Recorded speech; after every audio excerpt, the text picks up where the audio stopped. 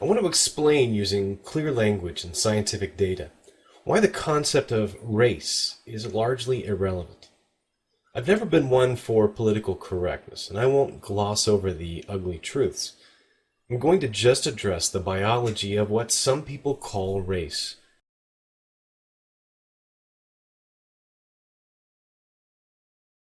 I'll refer you to a great intro to the topic, The Ancestor's Tale by Richard Dawkins.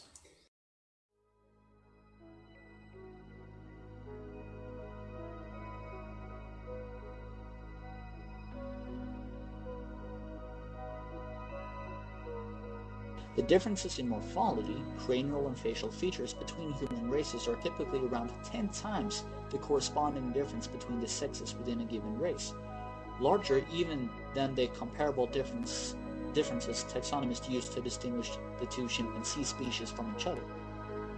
The evidence suggests that if we go back somewhere between 2,000 and 5,000 years ago, we find a couple to which we all trace ancestry.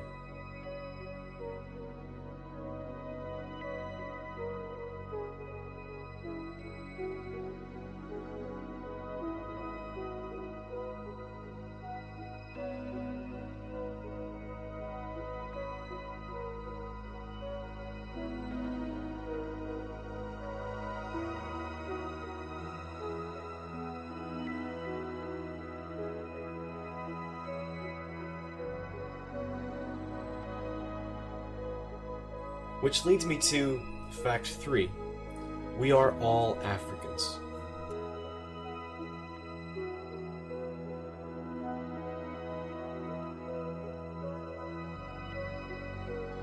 But we know that for thousands of years, all our ancestors lived in Africa, much longer than the time since they colonized outside of Africa.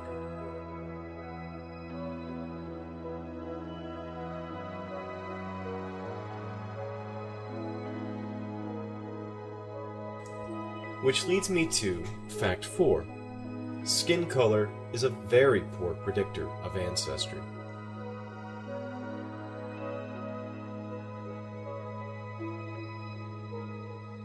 You can be white and have great rhythm.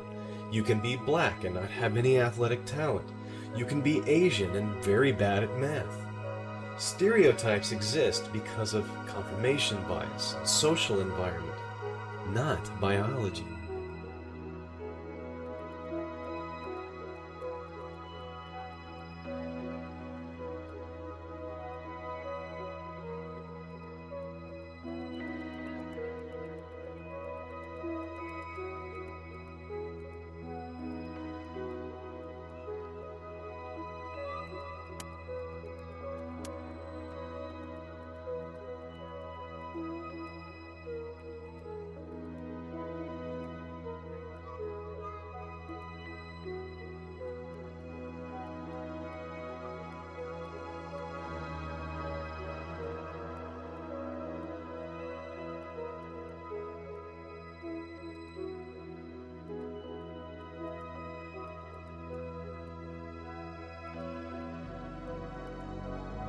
Even things like the epicanthal fold that most of us associate with Asians is a pretty simple genetic trait.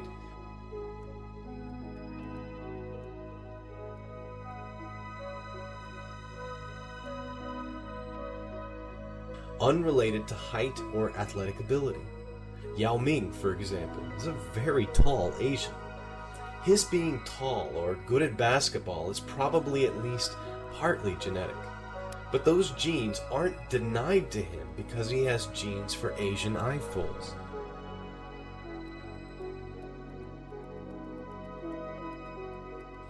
Which leads me to fact 6.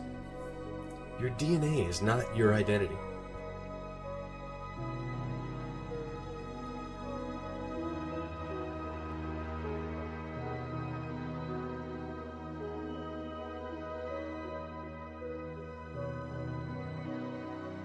We are not limited by our genes for most things.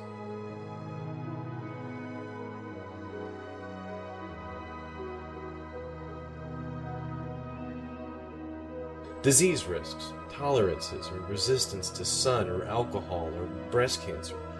In these cases, race is just a very poor approximation.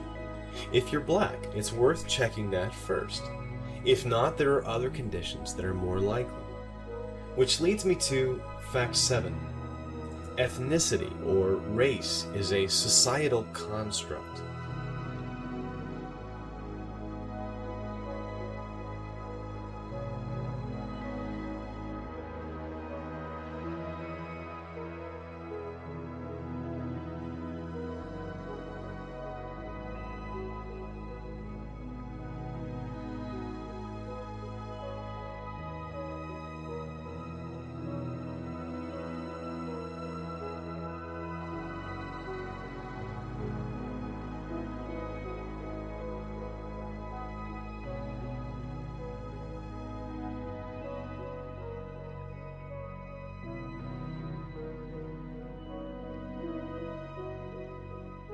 Even if all humans were dead tomorrow, something happened. There came an alien species. They would be able to separate the human bones into different races, objectively, without our minds and our so-called social constructs. Examples like him show how arbitrary the divisions are between supposed races.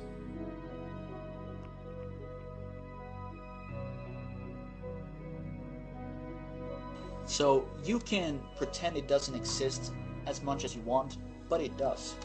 Objectively, it does exist as much as a tree does in a forest when you don't see it. The problem is, you can avoid seeing a tree that falls in a forest, but you're not going to avoid seeing races, and that's why the races differ in hormone levels, gestation time, rate of development, brain size, eye size, genital size. They differ in hair type, bone density, fat distribution.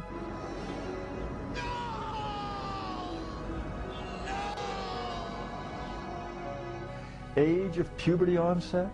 They differ in lifespan, twinning rates, myopia rates, disease rates. It goes on and on. And these are biological facts. They're not sociological constructs. As Ernest Meyer of Harvard pointed out in 2002, quote, "Those who subscribe to the opinion that there are no human races are obviously ignorant of modern biology."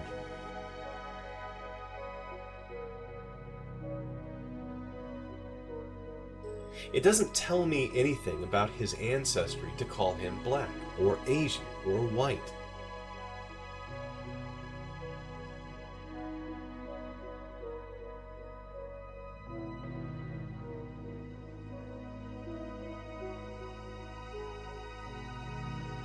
And geneticists sometimes assign people to haplogroups, which is the closest thing in science to a race identifier. They represent markers for recent ancestry, so we can distinguish what population a person's ancestors belong to genetically.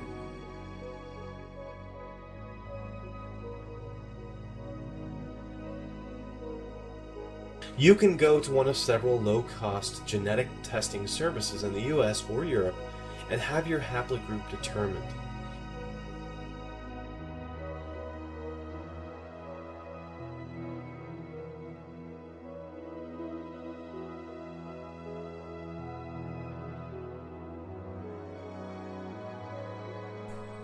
Fact 8.